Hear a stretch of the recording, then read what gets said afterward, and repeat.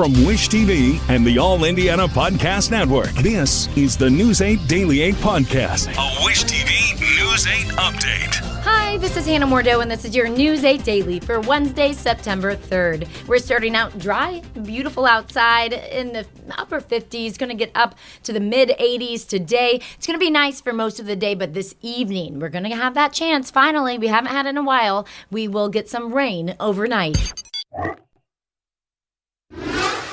A man is dead and at least 5 other people are hurt following 3 separate shootings across Indianapolis. Police say they happened within 5 hours of each other. News 8's Hernan Gutierrez has the latest information from police. The Marion County Coroner's Office says that man who died in that first shooting was Isaac Duncan, 25 years old. That happened near MLK and 13th Street last night. It was the first of 2 shootings that happened within minutes of each other. This is video from that first scene. It happened just before 10 last night at the Canal Gardens Apartments. Police say that they found Duncan shot inside a car. He was pronounced dead at the scene. Then just after 10, officers responded to an incomplete 911 call near North Denny and 33rd Street on the east side. When officers arrived, IMPD says they found 3 men shot and at least 30 shell casings on the road. They were sent to the hospital in critical condition. Police have not said whether or not these 2 shootings are connected, though they do tell us that they don't think it's connected to the most recent incident, an early morning shooting on the far east side. This is now video of that scene. It happened around 2:20 this morning, just east of the Washington Square Mall on Bellhaven Place. When police arrived, they found 2 apartments shot inside one of the apartments. No word on their gender, but police say they do believe both are around 20 years old. They were in stable condition, last we heard from IMPD. Investigators believe that they were targeted because detectives say shots were fired through a back window in the apartment. IMPD Captain John Arvin called the string of shootings unusual and called on the community to think before they confront someone. If you have an upset person over a social media post or over a gambling debt, over something simple, and then resort to gunfire, 2 things you can't get back: bullets fired from a gun and time.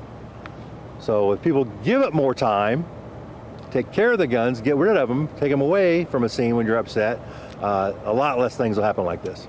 Captain Arvin says there was also a crashed car at the North Denny Street scene, but police are unsure whether it is connected to the gunfire there. If you have any information on any of the 2 shootings last night or the shooting early this morning, IMPD is asking you that you give them a call, or you can submit a tip anonymously to Crime Stoppers. They're also asking for any doorbell camera video that might help them with the investigation. Reporting downtown, I'm Hernan Gutierrez for Wish TV and WishTV.com. Investigators are working to figure out if a baby found dead at Brookside Park was born alive or not, and if it was even viable outside the womb. The Marion County Coroner's Office now says the baby appears to be a girl and have no visible signs of trauma. An initial police report after a passerby found the baby on Monday described the infant as a boy. A release from the coroner's office says the remains appear to be at least 30 weeks old. News 8 has obtained a draft of a new congressional district map that's circulating among Republican Party insiders. Governor Braun is debating whether to call a special session to redraw the lines. News 8 government reporter Garrett Berquist looks at one possible future. Sources tell me the map is hypothetical and came from allies of the Trump administration, not Indiana Republicans. But state party insiders reportedly have seen the map.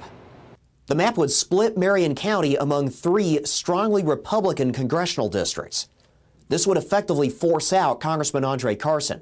Fellow Democrat Frank Mervan would face a double-digit Republican margin as well. This leaked map, I am hearing, is only one possible map that could be looked to as a possible map that we'll be voting on. However, every single map, nobody knows, nobody's willing to take accountability of where it's coming from, and that's because it's coming from D.C. It's not coming from Hoosiers. The map has circulated online, though some State House Republicans say they have not seen it. Sources tell News 8 other versions draw the districts differently or leave one Democratic seat. Any discussions so far have been informal. First of all, we shouldn't even be having this conversation, discussing new maps, proposed maps, any new maps of any kind. We as a legislature, took this up back in 2021. The maps were drawn. They were approved by the legislature, not by me, but they approved by the majority of the legislature. And those are the maps that we should live on and work off of. Carson says this potential map shows just how much lawmakers would have to manipulate Indianapolis, our capital city, to rig the system. Breaking Indianapolis into 3 districts and splitting apart black neighborhoods is a clear violation of Hoosiers' voting rights. Every Hoosier of every party should be concerned about D.C. insiders silencing our voice. House Speaker Todd Houston's office turned down a request for comment. Senate President pro tempore Rod Bray's office said Bray had not seen the map until News 8 asked about it and did not have any further comment. Governor Mike Braun's office did not return a request for comment on the map. Braun has consistently said he won't call a special session unless the House and Senate Republican caucuses ask for one. At the State House, I'm Garrett Bergquist for Wish TV and WishTV.com. Next time you buy a car in a private sale, don't ask IMPD for an officer to come out and help with the paperwork. The department says that officers can no longer do VIN checks in the field. Vehicle identification number inspections are required for out-of-state purchases and some other circumstances. IMPD says you'll have to go to designated district headquarters if you want police to do the service. We talked to a department leader about the reason for the change. Really tried to do is make this efficient for our community members. They have more control over when and where they go to get these VIN inspections completed, but also it keeps our officers in service so they can respond when they're absolutely needed for those calls for service when life and death may be in the balance. BMV branches do VIN inspections at no cost to you as well. A federal grand jury in Washington, D.C. has refused to indict a woman from Lafayette on charges of threatening to kill President Trump. The attorney for Natalie Rose Jones said in a court filing that the grand jury voted against an indictment. The Secret Service arrested Jones last month on charges that she made death threats against Trump in social media posts before going to a protest outside the White House. Court records show federal grand juries have now refused at least 7 indictments since Trump ordered a surge in federal law enforcement in the nation's capital. Trump says he is ready to order federal law enforcement to go to Chicago and Baltimore, despite violent crime numbers dropping in both cities. Yesterday, Trump said he has an obligation to send the federal troops, but the mayor of Chicago and the governor of Illinois are promising to fight that effort. Yesterday, a federal judge in California ruled that Trump exceeded his authority earlier this summer when he sent federal troops to Los Angeles. Here's Jane King now with your business headlines, and she starts with basketball merchandise sales. So Bloomberg reports that Nike is having more success in the women's game this year with WNBA stars like Caitlin Clark and Sabrina Ionescu and Aja Wilson signing with Nike and releasing signature sneakers. Now, Nike's Jordan brand has signed many NBA athletes to deals, but some of those athletes have had trouble off the court, or they haven't reached the same heights as legends like Kobe Bryant and LeBron James. Well, Southwest Airlines has been flying now its first jet with a secondary barrier to the flight deck designed to prevent intrusions into the cockpit. Now, the plane is a Boeing 737 MAX 8. It was delivered in recent days. The pilots union has argued for years this extra barrier is needed for safety. And Kraft Heinz is breaking up in two and doing a decade-old mega merger. So one of the new companies will deal only with sauces and seasonings, including Heinz ketchup.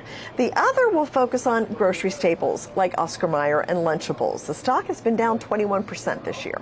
And Google does not have to sell Chrome or Android. This is a major victory for the company and a huge setback for the Justice Department that argued that Google is a monopoly.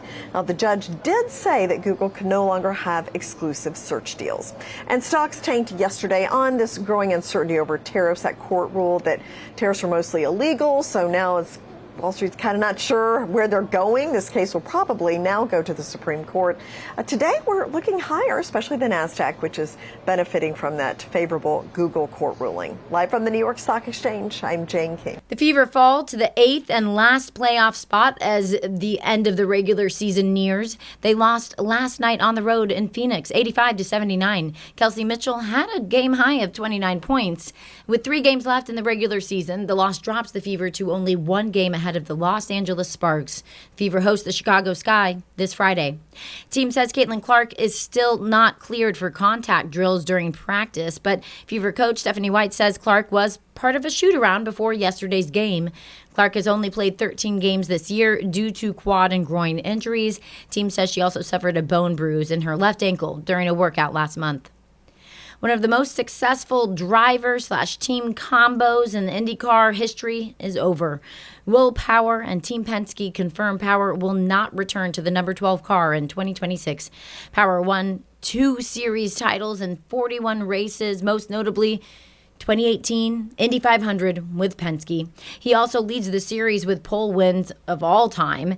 This news is not a surprise. Power himself essentially acknowledged it was coming. He talked about his time with the team in past tense in the minutes after the season's finale race. Roger has been extremely good to me. Very, very good to me. So I've been lucky. I've got the chance to win championships, Indy 500, a lot of races, poles. I was so lucky to drive for Roger Penske. Power and Roger Penske both say in statements that this was ultimately Power's decision. No word yet on which team he'll join next or if he's going to hang it up. Penske has not yet announced his replacement. AP college football poll is now out. It came out a little later than normal because of the late games, the Labor Day holiday, so it came out late on Tuesday. IU sits now at number 23, falling 3 spots after a win over Old Dominion. On Saturday, I guess it was a bit of an ugly win, so maybe that's why they dropped. Notre Dame also dropped 3 spots after losing on the road. Team is now in the 9th spot. Tickets are now on sale for a fall favorite here in Indianapolis at Newfields. The museum's Harvest Nights are back. News 8's Colin Bailey went there this morning and starts with a few new additions this year. Harvest Nights is back. Tickets are on sale now, and the fun gets going out here in Newfields September 26th. So we're creeping up on that day, and I have Jonathan Berger joining us. We're in the Lily House right now. This is going to get transformed into a spooky mansion, but so is the whole entire property. Talk about what's new this year here at Harvest Nights. Absolutely. So we're kicking off the season, spooky, not scary, with something actually in the museum called Haunted Heist, and that's sponsored by Audio Chuck, where it's kind of a mystery that unfolds in the museum. We also have Rocky Horror Picture Show, which is a favorite. We've done that for a few years, and that really kicks the season off for us, and you're absolutely right. We're standing here in Mischief Manor that is going to go through a complete refurb to kind of match the show on the outside. What makes this so special for families to come out and friends to come out, because this is sold out in years past? Oh, absolutely, and here at Newfields, 5 and under are always free, so you can make this a very cost-effective way to come out and have some family fun around the holidays. There's nothing better than fall in Indiana.